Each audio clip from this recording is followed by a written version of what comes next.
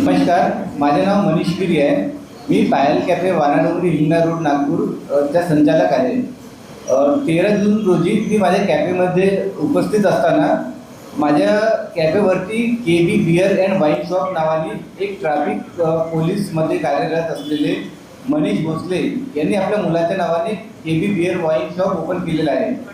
तर 13 तारखेला ते माझ्या कॅफेसमोर आले. आणखी आपल्या वाईन शॉपचा बोर्ड माझ्या कॅफेसमोर लावत होते. मी त्यांना म्हटलं, सर की तुम्ही माझ्या कॅफेसमोर बोर्ड नको लावा, कारण की लोकांना वाटणार की माझ्या कॅफे हा बिअर शॉप आहे. तर त्यांनी मला तेव्हा मारहाण सुरू केली. माझ्या दोन्ही गालावर मारले. आणखी मला माझ्या मम्मीची आणखी बहिणीची खूप गंदी शिवाय दिली. तेव्हा मी तिथनं मग निघालो. आणखी MIDC पोलीस स्टेशनमध्ये गेलो. तर MIDC पोलीस स्टेशनवाल्यांनी मी जेव्हा त्यांना सांगितलं की समोरच्या व्यक्ती पोलीसमध्ये आहे, तर माझी FIR नाही घेत होते. ते म्हणत होते की थांबा, त्यांना येऊ द्या पोलीसवाल्यांना, तेव्हा आपण करू.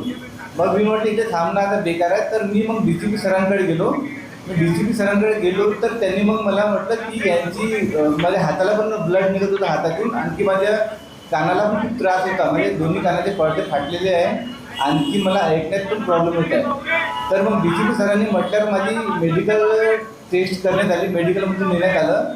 नंतर मग 18 तारखेला माझी NCR दाखल करण्यात आली. मी त्यांना म्हटलं की जेव्हा माझ्या कानाचे पडदे फाटलेले आहेत तर माझी FIR व्हायला पाहिजे, परंतु माझी FIR तेव्हा घेण्यात नाही आली. मग मी CP सरांकडे गेलो 1 तारखेला. तेव्हा मग 2 तारखेला माझी FIR करण्यात आलेली आहे. मी CP सरांना सांगितलं, त्यांना व्हिडिओ दाखवला मला मारहाण केली त्याबद्दल. तर तेव्हा CP सरांनी जेव्हा म्हटलं तेव्हा ते माझे FIR दाखल करण्यात आलेली आहे. तर मला असं म्हणायचं आहे की जर ट्रॅफिक पोलीसमध्ये कार्यरत असलेल्या व्यक्तीला बिअर शॉपचे लायसन्स कसं काय मिळालं, कारण की समोर SOS स्कूल, YCC कॉलेज हे 100-150 मीटर अंतरावर राहून जर त्यांना लायसन्स मिळत असेल तर त्यांची काही साठगाठ आहे का याची चौकशी करण्यात यावी. कारण की जो डिस्टन्स आहे तो डिस्टन्स कमी आहे. तर मला असं वाटत आहे की त्यांनी आपल्या पदाचा दुरुपयोग करून लायसन्स घेण्यात आलेला आहे. आणखी त्याच्यावर विभागीय चौकशी करण्यात यावी. कारण की ज्या दिवशी त्यांनी मला मारलं 3 वाजताची घटना आहे, 13 तारखेला 3 वाजता, तेव्हा तो मला असं वाटत आहे की तो ऑन ड्युटी होता. तो आपल्या ड्युटीवरनं माझ्या कॅफेमध्ये बोर्ड लावायसाठी, आपल्या बिअर शॉपचा बोर्ड लावायसाठी आलेला होता. याची विभागीय चौकशी करण्यात यावी. मी असं निवेदन माननीय CP सरांना पण दिलं आहे, DCP सरांना पण दिलं आहे. आणखी मुख्यमंत्री कार्यालयामध्ये पण सबमिट केलेलं आहे. मला माझे महाराष्ट्राचे मुख्यमंत्री श्री देवेंद्र फडणवीस सर यांना यांच्यावर पूर्ण विश्वास आहे की ते याबद्दल सखोल चौकशी करणार. आणखी दोषी पोलीसवाल्यावर विभागीय चौकशी करून त्याला निलंबित करण्यात यावे अशी माझी मागणी आहे. आणखी मी ट्रॅफिक DCP सरांना पण आज लेटर दिलेलं आहे की त्याची विभागीय चौकशी करून त्यांनी जे गैरफायदा उचलला आहे पदाचा त्याच्यावर कारवाई करण्यात यावी अशी माझी मागणी आहे. हां, माझ्या कॅफेसमोर SOS स्कूल आहे, अपोजिटमध्येच आहे, रोडाच्या अपोजिटमध्ये SOS स्कूल आहे, YCC कॉलेज आहे, शालिनताई मेघे हॉस्पिटल आहे. आणि तिथला डिस्टन्स फक्त 100-150 मीटर आहे. तरी मी त्यांना विचारलं, ज्या दिवशी त्यांची ओपनिंग होती, मी त्यांना विचारलं की तुम्हाला लायसन्स कसं काय मिळालं. तर त्यांनी म्हटलं की माझी ओळखी आहे म्हणे याच्यात कोणता डिपार्टमेंट, हां, एक्साईज डिपार्टमेंटमध्ये सर्व खाऊ लोक आहे म्हणे. तर माझ्याकडून पैसे खाल्ले, पण ते माझ्याकडून कमी पैसे खाल्ले म्हणे, असं त्यांचं बोलणं होतं. माझ्या कानामध्ये कंटिन्यू टिनिटस नावाची काही बिमारी झाली आहे. त्याच्याने कंटिन्यू माझ्या कानात आवाज येते लेफ्ट साईडमध्ये. तर ते रात्री पण मला खूप त्रास होते, कारण की बिना पंख्याची मी झोपू नाही शकत आहे. मेडिकल करण्यात आलं आहे, त्याच्यामध्ये लिहिलं आहे मेडिकल, गव्हर्नमेंट मेडिकलमध्ये पण केलं आहे मी, आणखी प्रायव्हेटमध्ये पण दाखवलं आहे. त्यांचं म्हणणं आहे की कानाचे पडदे फाटले आहे. आणखी ऐकण्याची क्षमता माझी थोडी कमी झाली आहे, जितकी आधी होती त्याच्यापेक्षा थोडी कमी झालेली आहे.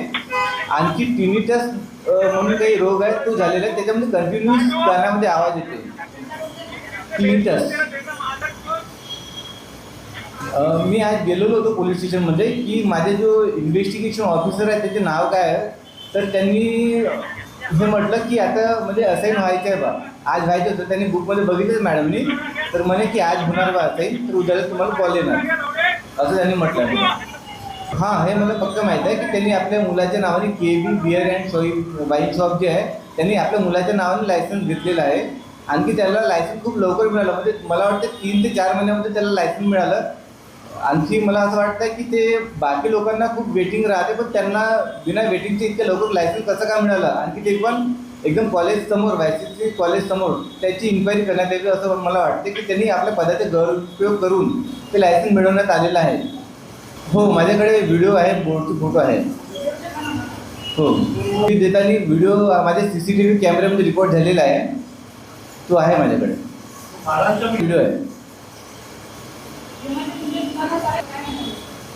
त्यांनी बघा त्याच्या वरती वाईन शॉप आहे, तर त्यांनी वरती बोर्ड लावलेले आहे, वरती 2 बोर्ड लावलेले आहे. मेन रोडवर पण ते बोर्ड लावतात, परंतु माझ्या कॅफेच्या बाजूला तो बोर्ड लावत होते. मी त्यांना मना केलं. मी म्हटलं माझ्याकडे लेडीज वगैरे येतात, कॉलेज आहे, तर कॉलेजच्या मुली वगैरे येतात, त्यांना असं वाटणार म्हटलं की माझे कॅफे हे वाईन शॉप आहे बा, तर तुम्ही इथे नको लागा, बाकी कुठे पण लावा, तर मला काही प्रॉब्लेम नाही आहे.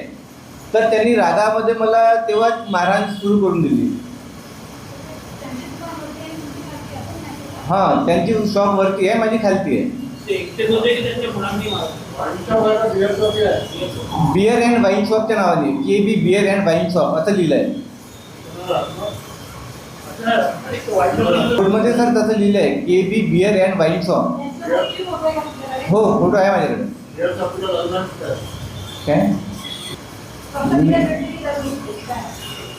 नाही, वाईन मिळते बा असं मला माहीत आहे, बिअर अँड वाईन मिळतं असं मला माहीत आहे. हो, मी CP सरांना भेटलो, तर त्यांनी म्हटलं की मी इन्क्वायरी करतो बा याबद्दल, असं त्यांनी म्हटलं होतं मला.